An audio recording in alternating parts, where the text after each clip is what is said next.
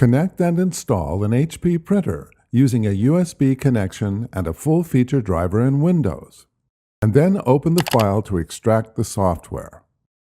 If a Windows prompt displays, select Continue, Run, or Yes to allow changes to your computer. With your printer powered on, select Continue. Review the recommended software selections and, if desired, customize your installation, and then select Next. Before heading ahead into the video, in case you are facing any issue with your HP printer device, get in touch with our HP printer expert. Review the license agreements and settings.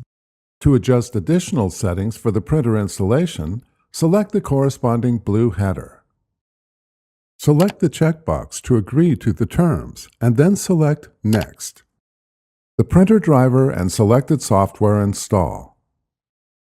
If prompted, select Manual Setup and then select Next. On the connection type screen, select USB and then select Next. When prompted, connect the square end of a USB cable to the printer and the flat end to an available USB port on your computer. The connection is detected and the driver setup completes. The remaining screens might differ depending on your printer. Read and respond to the prompts to complete the printer installation.